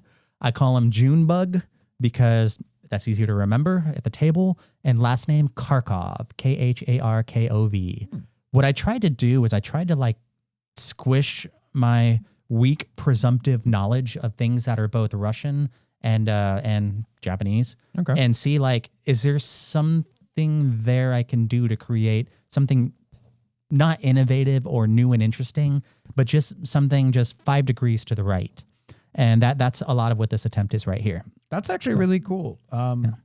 There's a huge part of Japan section in the very north called Hokkaido. Yep. And that's the most culturally relevant Russian, Japanese. I was hoping you were going to say that, and I was going to check in with you on that because I was talking to somebody else about this character yesterday. I think it was JP.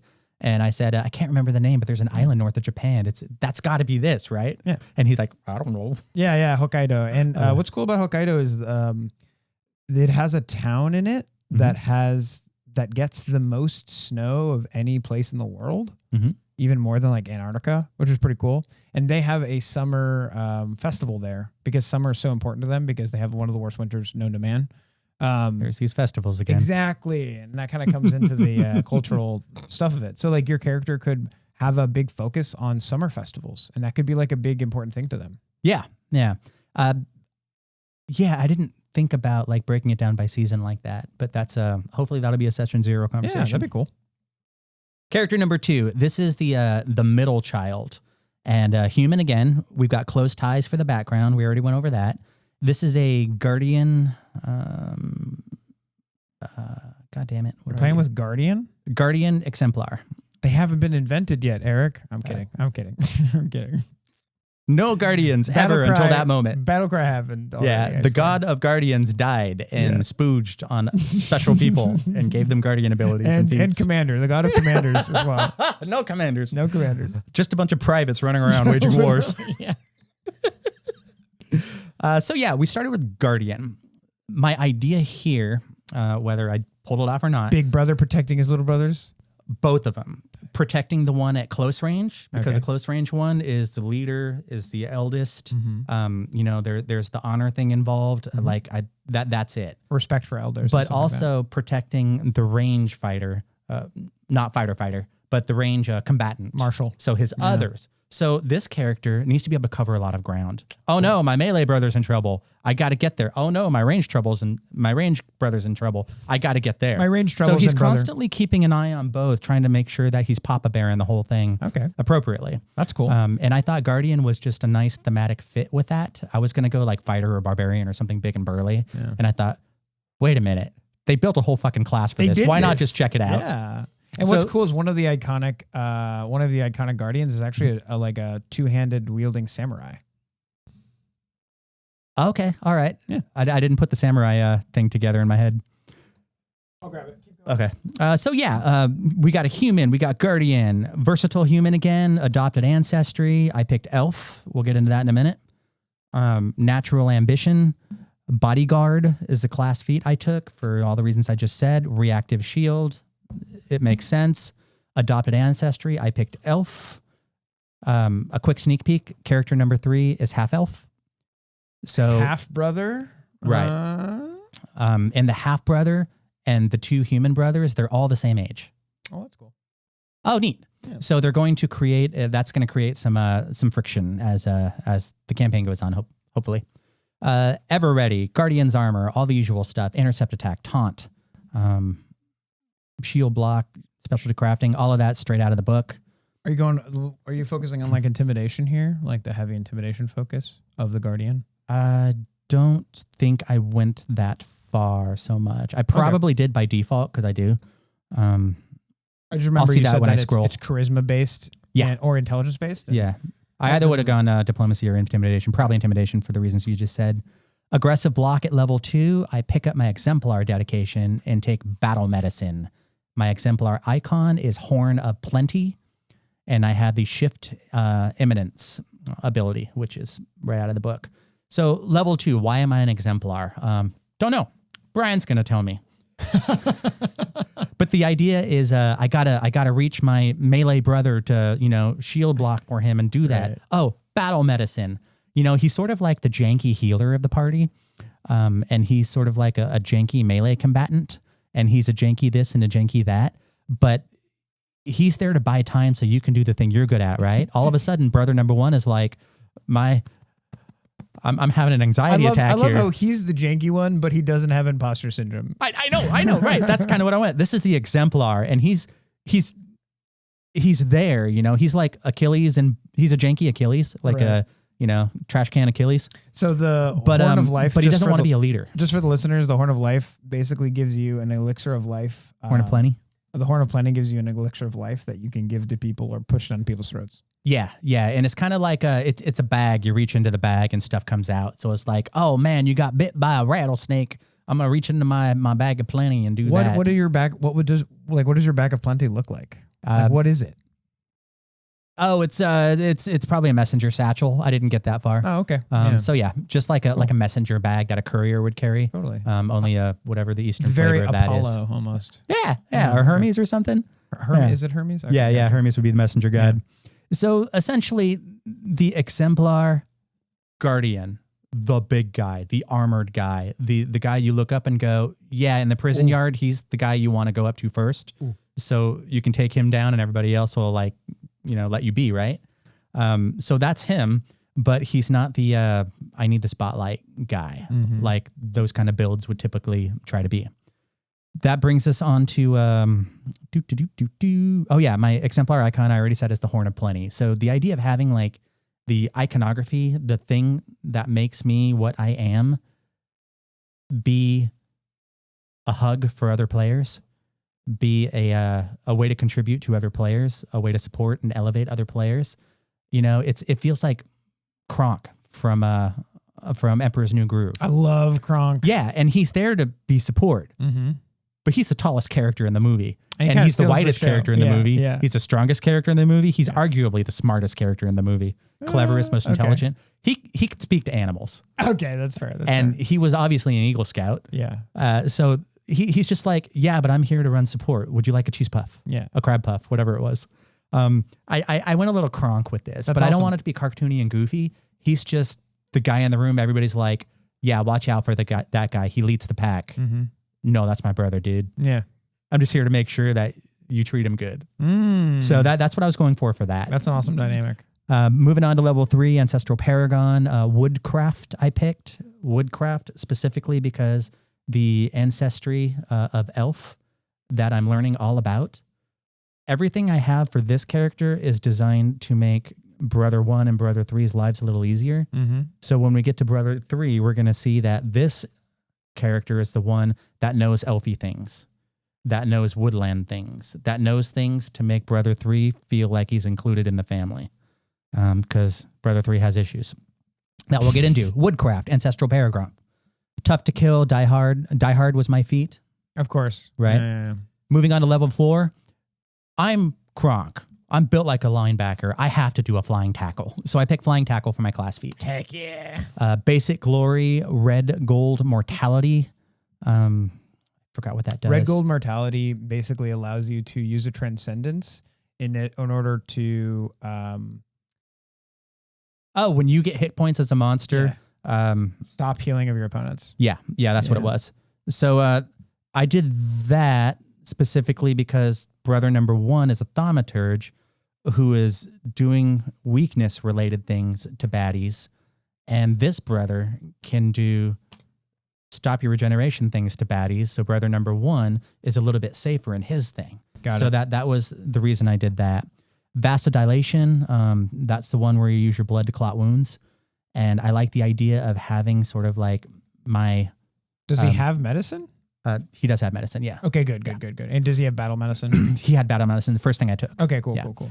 So he's got all of that, and he's sort of like the janky healer, he can heal himself. He's got the heal horn, others. he's got the battle medicine. He's support man. He could be Achilles, he just chooses to be, Patroclus is a bad example, but he chooses to be somebody who didn't go to Troy. Got it.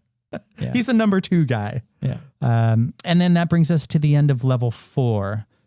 I didn't go over my runes. The runes are important. The runes, Erik. It's all about the runes, it's about the runes.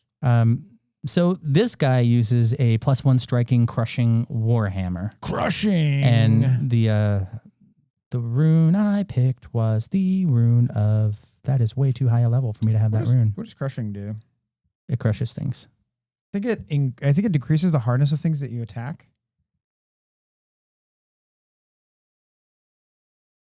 Crushing. Weapons with the rune empower your strength and attacks. These weapons leave your foe staggered. When you critically hit a target with this weapon, the target becomes clumsy 1 and enfeebled 1. That's why I did it. Until the end of your next turn. Jesus Christ. That way, the first brother has an easier time of getting through the weaknesses, getting through the lack of regeneration, and they're staggered. He's making it easier for his brother to look good.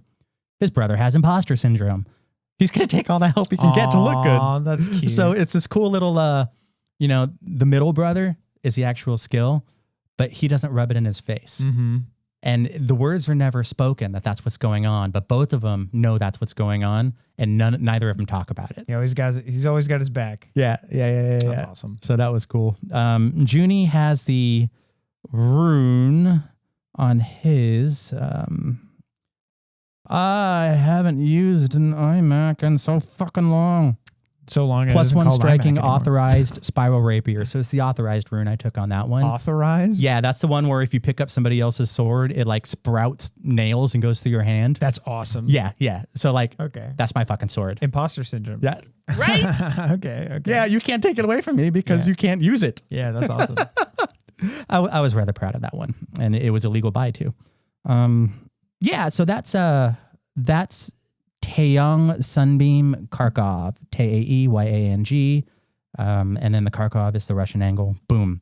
I picked Sunbeam because he has like magic blood, and I kind of pictured it being sort of like a gold kind of color.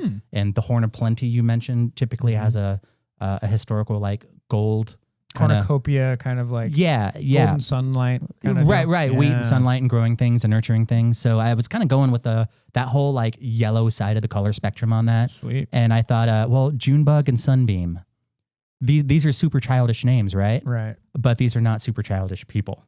And well, my name's Junie, motherfucker. That's Taeyang. If you can't remember that, maybe you'll remember Junebug and Sunbeam. By the way, this is Quagmire behind us. Quagmire. And we're going to move on to Quagmire. Oh my God. Yeah. You know that's the name of a character from Family Guy, right? Oh, Family Guy? Yeah, Family Guy. Family Guy is Yeah, Quagmire. Family Guy. Okay. I had my brain on King of the Hill for a minute. He's the pervert. Yep. Okay, He totally cool, is. Cool. So let's move on to Quagmire here. Quagmire is a half-elf, right? Okay. So he's the same age as the other two.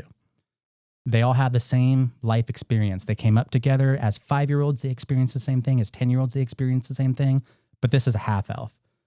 And these are humans. So while they are sharing the same experiences, they're not experiencing them the same way. And as this kid's getting older and older and older, it makes him feel more and more apart from his brothers. Because he still looks like a child. Presumably. I know in D&D, like everybody aged pretty much the same up to a certain age, like 16, 18 or something like that. So fucking dumb. And then it starts getting. That was my presumption for this because I just didn't remember a Pathfinder was the same way. I don't know either. Yeah. I'm just going to presume they all look like seniors in high school. Okay. And but inside he knows something's off. And my other two brothers, not only are they both human and they both share the same mother and father, I only share their father, but they're really close. And in combat, they're really close. Meanwhile, I am a Magus investigator archetype, Magus class. Oh, Erik decided to pick the investigator. Right? This will only happen once. And only because did you never ask yourself why I didn't like push you on all the times you dropped the word that other fucking class? Which one? My name is Inigo Montoya, prepare to die. Swashbuckler? Yeah, Swashbuckler. You're like, I didn't give you any shit this episode for Swashbuckler because I'm now an investigator. Well, so I had to cop to it. Okay. And we probably all know why I did that. Let's start with the Magus. Again, I'm leaning on the sticky stick. Okay. Because that's my Three Musketeers power fantasy. I went Ayuvaran, Nimble Elf, Hybrid Study, Laughing Shadow. I wanted movement, and I wanted a lot of movement. The rogue I wanted version, so much movement. The teleporting version of the Magus. Yeah. Yeah. And I want range. I want to be a range fighter. I want to be able to get away. I went bow with this one. Once I hit higher levels, I might be able to go into the Arcane Archer. It's a build that I've been working on for a while. There is a different subclass of the Magus called the Starlit Span Magus. I saw that one, yeah. That supports a ranged Magus much better. Yeah, okay. Totally. Because however, you can't use your spell strikes with ranged attacks without that subclass. Oh, is that true? Yeah. Okay. I must have goofed on that then. Starlit Span just enables it. Like, enables you to do that in the first place. Oh, that's a bummer. Okay, then that negates the rest of this. I'll go through this anyways, just to give you the idea of what I was doing. And then I'll totally retrofit it for the Starlit Span. Because you're going to be playing all three of these characters in Brian's I made a Starlit Span Gunslinger, so I thought I tried something different. Oh, that's so cool. But the idea of the Laughing Shadow is it's something I've always liked. It's the acerbic rogue. It's the cynical, the world weary, the one like, really, you thought this was going to go any other way? Mm-hmm. Do you know how this world works, my friend? That Laughing Shadow is sort of the laughing in the face of the darkness and kind of a concept and approach. There's a million characters like that in fiction, and I wanted to make one for this. So this is the half-elf who's growing older with his brothers, but that distance is growing larger. and there's a shadow in between, and it just gets darker as they get apart. So as they grow older, 5th level, 10th level, 15th level, 20th level, their experiences will drive them further apart. Raceland Magir and Karamon Magir from the Dragonlance Chronicles, that was kind of a bit of the territory I was going here. They're just like arm in arm in the beginning, and then they just grow apart, and it's just heartbreaking by the time you get to the Legends trilogy. But here we have 3 brothers, and we are the 3 Musketeers of the East, apparently. I love that. You're just walking yourself. Spell Strike, who cares? Spell Strike is cool. Level 2, it is cool. Mm-hmm. Level 2 comes up, and I pick Class Feat Familiar. Okay. And I decided to do the predictable white boy thing, and I made an origami familiar. Oh, that's cool. And he presents as a paper lantern. Okay. Tea house lanterns. Totally. I like the idea. And I also like Paper Mario, for the record. I like the idea of my paper lantern being able to turn into like a paper airplane or a paper iguana or a paper this or a paper that over time. Okay. And with runes or whatever. Well, every day you can remake the abilities of your familiar. So, like mechanically speaking, you could remake the shape of the familiar too. Oh, cool. Okay, in that case, absolutely. Yeah, that's actually a really cool idea. Yeah. And if there's some goobery way to like change the movement to fly, so I can make it a paper airplane on one day. There is. And You there just, is. Okay. You just pick the new abilities every day. Okay, good. Then that's what I'm going to do. And watch out for it, Brian. But yeah, watch out for these 3 characters he's going to be playing in your game, Brian. All at the same time. I'm going to have to pick one. Yeah. And that's another reason why I wanted to do 3 characters for this exercise. So that's my familiar. And the familiar's name is Hanabi. Mm-hmm. And the tea house is Hanabi's gift. Okay. So the tea house and the familiar are one and the same. And that familiar is my character's familiar. Chose him. Yeah. Yeah, exactly. Oh, that's cool. This guy has a responsibility to make sure that this, just like the middle brother is trying to make sure the other 2 get through the day unscathed, this third brother has like the community expectation to make sure that his familiar gets through unscathed, because that's like the Willowshire mascot, essentially. Right. Is how I'm planning that. That's really cool. So that's that. I chose Investigator because I want to be able to reroll my dice and actually hit. And when you're doing any kind of range fighter, and now that I'm going to be going into Starlit Span. Unfortunately, you don't get that ability through the archetype. I read a min-maxer say he did it, and I don't have the evidence in front of me, but I followed his advice. Yeah, no worries. He assured me it worked. But yeah, that's a thing. Recognize spell, clue in on the case, pursue a lead. I could be wrong. Usual shit. Level 3, Ancestral Paragon. I picked Otherworldly Magic. And this I was going to do, it's the cantrip thing that gives me an arcane cantrip at will. So I guess I did that for the extra cantrip. Oh, cool. I thought I had a fun lore reason for it, but I guess I didn't. And level 4 brings us into Distracting Spell Strike. I wanted him to sort of create interference so that brother number 1 can do his thing, as brother number 2 is protecting brother number 1. You made like a party full of rogues, basically. Yeah, rogues that are all built towards hiding their elder brothers, saving face for the elder brother. That's kind of what the whole thing is. Okay. Yeah, just like, well, it's not just his insecurity, it's the family. It's the family honor. Oh, family insecurity. Yeah, right. It's like, this is the guy, this is our CEO of our company. There's only so much we can do about this. Right. So we need to make him look good because he can't do it on his own. That's essentially what I was doing. And his honor is our honor, and so on and so forth. We could just bury him out back, but we actually like the guy. So Distracting Spell Strike is a reason I chose that. Investigator Stratagem. There it is. That's the one. Ambush Tactics. Again, set the stage. So by the time the Thaumaturge gets there, it's easier for him. And the spell choices I tried to make around an elemental theme. Number 1, because we're going east. Oh yeah, totally wrong. Just to let the goblins know, Investigator Stratagem allows you to do a device stratagem, but when you substitute its result for your attack roll, You can't use your intelligence modifier in place of your strength or dexterity modifier. Right. You also can't use your intelligence modifier on other rolls from abilities that expand device stratagems, such as the athletic strategist. That makes total sense. Yeah, and I leaned all the way into That's dex, a great idea. So, Yeah.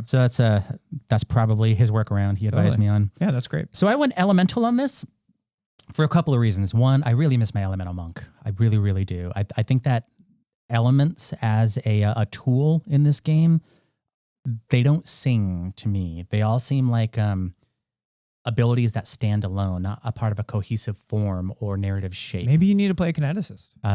See, that's the thing. Kineticist was...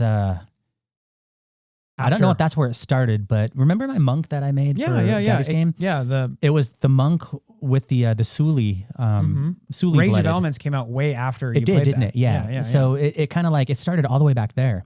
And I wanted to like cycle through the elements. For Age of Ashes. I guess it would have been, huh? Yeah. So Elemental Counter is my reaction spell I picked. I went with too small a font. Too small. You went with too small a font, which is a feat that allows you to shrink writing. So every spell choice I did, I tried to make each spell choice cover as many elemental traits as possible. Air, fire, earth, sky, whatever.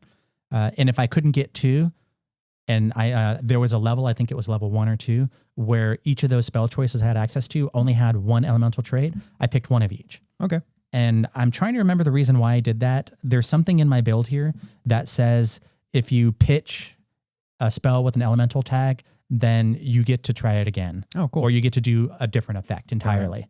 So I wanted to have my entire spell choice to be thematically appropriate. I'm an arcane wizard. We are in an eastern setting. We're in a forested setting, like deep forest. There's if you have anything desert related, you're fucked for this AP. The Adventurer's so Guide don't do it. Specifically said that if you're going to follow the elements, like you're going to play a kineticist, focus on the wood element because that's the most representative in the area. Yeah, the two no-nos in the entire book were don't do desert shit and don't do gunslinger shit. Everything else was on the the common, uncommon, rare spectrum. So there's a lot of cool desert stuff out there for spellcasters to use, but there's a lot of earth stuff too, so I went with that. So all of this is my character going feral. He's going natural. He's got something in here that lets him fire his bow from underwater, and it travels as though it's going through air. So he can go into the elements and interact with people who are outside of the elements. And that was sort of the thing I was going. He's going further native into his elven blood, and he's becoming less human, which is, again, that rift between him and his brothers and the shadow between is growing greater and greater and greater. Damn. So he's basically dying, and this is a season of ghosts. A part of his id is dying, especially. Yeah. Yeah. And like he doesn't feel like a part of his family, so his connections are dying. He's going feral. The story of an elf. He's becoming gangrel. Right. When your entire upbringing is amongst your community of humans, your family, your blood family, and you just watch them all die. What does that do to you as a teenager? Your frontal lobe's not fully developed. Right. It makes you go goth. It makes you listen to a lot of death metal. Okay. So Laughing Shadow, that keeps him from being just an irritating person to listen to at the table. Right. And he still takes all of his stuff to support his Thaumaturge brother in the front lines because family still means something to him and the family name still means something to him. But as we go from level 1 to 5 to 10 to 15 to 20, it would be cool to see that just get further and further away. None of this is ever going to happen at the table because I have to pick one character to play for this game. Yeah. But I just, for like a journaling game, taking a Paizo AP and turning it into a solo journaling game experience, that season of Ghost for me. Yeah. Oh my God. Yeah, absolutely. So when you said, hey, Eric, why don't we just make characters for this? I'm going to make a level 12. I thought, what if I did 3 characters?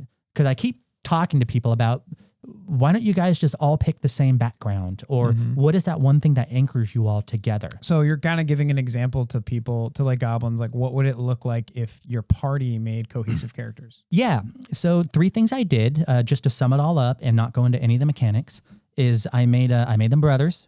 It's easy peasy. Complicated it by making one a half brother and an elf to boot. So that's the 5-degree shift from just do the family thing. The second thing was I gave them all the same weapon to rally around. a physical item in the physical world that has significance. They all have the same maker's mark. They all get runed, but these are 3 different brothers with 3 different personalities. So they get different runes that further makes them separate as characters. And the third thing I did was I connected them to a very specific NPC and location, which was the tea house. And it was the that first level background. Rooted connections? Rooted connections. Yeah. And for when I had to make decisions like, well, what's your familiar going to be? It has to do with either that fucking sword or this fucking family or that fucking building, the tea house. Yeah. Okay, I'll take the lantern familiar. He's sort of like the coffee shop cat that you see in the window every time you go in to get a cup of Joe. Got it. You know, and I stole the cat and I'm going adventuring with your cat. Okay. I'll bring him back at the end of the day. Sure. Because this whole thing's set in Willowshire. Yeah. I'll be back at the end of the day. Exactly. So that creates just a multiplicity of opportunities for small moments, just by rallying all of my characters around an entire adventuring party around 3 concepts: a weapon, a building, and a person, I guess you would say, either the family or the NPC in the tea house. Or the older brother. Yeah. If I pick the older brother, it's got to be all the brothers as like the person to rally around. Right. There's the building to rally around, there's the person to rally around, and there's the item to rally around. And then how those 3 things are expressed, depending on which character you're looking at, that's what makes it interesting to me. That's when the colors come in. That's awesome. So yeah, I'm it kind of breaks my heart that I'm never going to be able to Play have this all 3 of experience these characters at the in same one game? time, right? Hire 2 people to study these characters and play them alongside of me someday. No. Here's how you do it, Eric. You have one person GM for you, and you just schizophrenically play like 3 different people all at the same time in the same head. That's so dissatisfying. Is it? Yeah, I want to see like you, Nick, and Jacques on the other side of the table doing exactly what I want you to do. Yes. Dance, puppets, dance. Reacting the way that, without me prodding you, just reacting the way they would react. Yes, of course. In your mind movie, yeah, of course. I don't need like... I wish people would act the way I want too, Eric. I don't need a robot girlfriend. I need robot PCs around me. I love that. Can you build that for me, Japan? I'm learning your culture. No, you're your not. culture. No, I'm really not. You're really not. Remember that thing I said we should be careful about? I've tried Japan. I really have. I'm sorry. I'm doing my best. Right. You're too good for me. So let me just very quickly talk about this barbarian idea I had. Because, you know. Oh, you got a whole nother character. I do. I'm going to blow through it. So do it. 24 levels worth of characters. Go. So again, thrown weapon is the focus here. So how funny would it be if you just had a barbarian that threw everything all at once? Yep. Kitchen sinks. The reason why I chose barbarian is because even though it's not a dex-based class, I can get like a +3 in dex. And what I said earlier at the very beginning was basically thrown weapons characters are a mix of close range and melee, right? So this guy is really meant to go into the thick of things and then attack one person in front of him and then throw an axe or throw a glass that he picked off of a table and smash someone else's head with it, that kind of thing. Crimes of opportunity. Exactly. So they don't wield any weapons, Eric. They walk around just picking stuff up because my barbarian has the weapon improviser dedication. So what I should have done if I wanted to make a cool, flavorful character like Erik is I would have picked the superstitious instinct. Because it fits so perfectly with everything that goes on in the like an occult AP, it needs that. The reason I didn't is because it has some weird like things where it tells you can't take help from spellcasters and stuff like that. And to me, that creates a weird dynamic in a party that isn't built around him. You can't, as in you will lose mechanical benefits if you do so? Literally, yeah. They're anathema. Okay. That your anathema is literally whether you're a member of a superstitious family or a culture that distrusts magic, a warrior in constant battle against wizards and witches, a survivor of magical accident, blah, blah, blah, blah, blah, blah, or a scion of a bloodline known for its magic resistance, your rage is inimical. That's a word I've never seen before. To magic. This makes you an excellent mage hunter, but slow to trust practitioners of the magical arts. Basically, it's anathema for you to learn or cast a spell or to wield or use an item that can be activated to cast a spell. If you violate this anathema, you'll lose the instinct's abilities, blah, blah, blah, blah, blah. Super appropriate for this campaign. Okay, but somebody can cast haste on you, right? That's how I'm hearing there's it. like my problem is there's like a legacy version of it that's even worse that it got me confused. So instead, I went with Decay Instinct. Okay. Because Decay gives you, Superstition gives you, increases your rage damage from 2 to 3. Mm-hmm. So when you're raging, all of your attacks do 3 extra damage. So Decay increases your rage to 6, which is bigger. Mm-hmm. Robert liked big numbers. So that's what I did for those reasons. And like I described before, when you're doing a lot of attacks, you want a bigger number, obviously, so that you can have more of those big numbers. But this guy ended up being a improvised fighter. So he got Raging Thrower, which allows him to add his rage damage to thrown weapons, because normally you can't add rage damage to ranged weapons. And then I picked up Weapon Improviser Dedication. Unfortunately, there's no ability in Weapon Improviser Dedication that allows you to throw things or gives weapons that you improvise the thrown trait. If I were to actually play this in a game, I would homebrew a feat that my character could eventually take at an early level to throw improvised weapons well. However, the Barbarian does get an attack called Oversized Throw. Yes, he does. And this is the whole reason why I picked this, the whole idea in the first place. 2 actions, so not that great. But with a Great Heave, you seize a piece of your surroundings, such as a boulder, a log, a table, wagon, or a chunk of earth, and hurl it at your foes. The object must be your size or one size smaller than you, and it must not have too much bulk for you to lift. In the first place, make a ranged strike with the object. Regardless of the result, the object takes the same amount of damage it would deal on a success. The object is a simple ranged weapon that deals 1d10 bludgeoning damage, has the range increment of 20 feet, and has the thrown weapon trait, which means I get to add my rage damage to it. Yep, damn it. Sure do. So the damage increases to 2d10 when you have weapon specialization and in simple weapons, and 3d10 if you have greater weapon. So basically the idea is he picks up, a rock on the ground, a big rock, a boulder, if you will, and just starts chucking it at people. Later on, he gets abilities that let him pick up rocks faster and chuck them at people. To me, I just find it fascinating to have a class out you wouldn't expect to be focused on thrown weapons, sure, and use it in that ability. Yeah. If you really wanted to, you could go dual weapon warrior with this and then actually begin shitting out a bunch of damage because you get that ranged double slice. But I didn't want to make the exact same choices for 2 separate characters. Right. That's a problem I ran into. Yeah, so I did this instead. But if you're trying to make a more optimal version of this barbarian that throws stuff at home, a really good answer would be dual weapon warrior, where he just picks up, a book and the microphone and starts dual wielding them. I don't know. I thought that'd be funny. I'm Thaumaturge, phone book. Yeah, exactly. So that's my barbarian build. The key takeaways here is they get one of the few really good buffs to thrown weapons, which is Raging Thrower, and Oversized Throw is really fun. Let's see here. You do realize you kind of remade my Draconic character from a previous episode? Friendly Toss, where you get to throw one of your friends. Yep. Which I thought was hilarious. Their weapon doesn't get the thrown trait, unfortunately. Corpse Killer's Defiance I picked because we're in this undead area. So he gets bonuses to attack and damage rolls against undead for 1 round, which is probably something that'll happen a lot. And then turns out the 12th level barbarian feats suck. So I didn't like the one that I chose. Is that just a barbarian thing, or is 12 just a dead level for most people? No, there's some really good 12 level feats all over the way. It's just not for them. The problem is they make more feats for 1st through 10 because that's where people play. Right. And they make less feats for 10 through 20 because why make something that people won't use? Right. So there are far less options at those higher levels. Teeth now. But there are like more and more APs coming out at high levels, which I think is them being like, no, really, guys, you should play high level games. Yeah. Do you remember the character I built for the Draconic episode? No. No, it was the Pearl Dragonette, riding the Pearl Dragonette. Yeah. He was a Barbarian Decay Instinct thrower. Oh, that's hilarious. Yeah.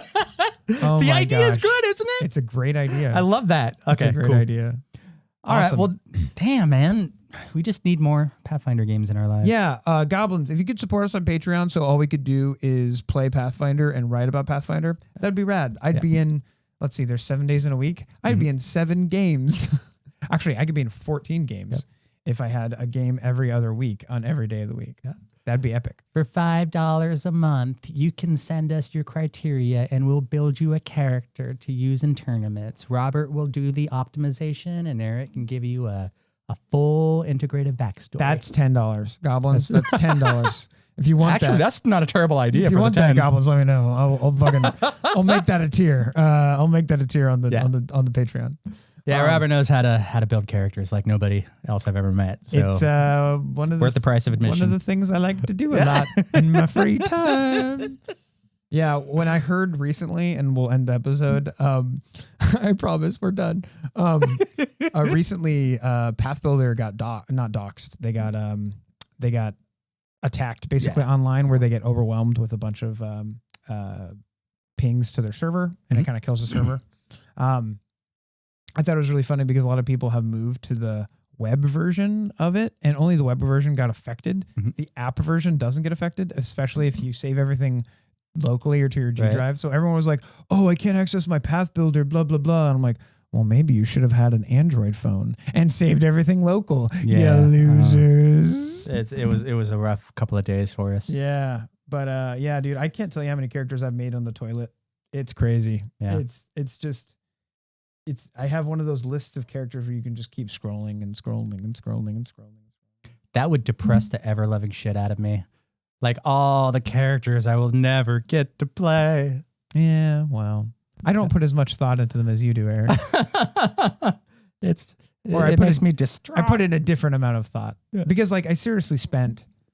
So what ended up happening is I went down a rabbit hole on thrown weapons, where I could write a whole short video episode about all my research about it. And I didn't prep for our podcast. I just spent the whole time creating an extensive list of all of the feats in each class and archetype that have thrown. And if you goblins want that, I'll put it on the Patreon for notes about this episode. So if you want to check that out, I'll just like paste my notes into a Patreon post and make it available to everyone. Yeah, and if you can read it, then I'll give you another $5. Ouch. Ouch. Oh, you typed him. Okay. Yeah, way to punch down, Erik. I have a disability, sir. It's called dyslexia. All right. Thank you very much. Anyway. It's all on our profile. Thanks so much for hanging out with us, goblins. It's been an absolute pleasure. We had a great time. Join the Discord. Join the conversation. We're having a blast. Play with us, please. Please. Pay Erik $30 for him spamming us with artists, for the love of God. Oh, gosh. We'll catch you guys soon. Keep it We weird. love you. Mwah.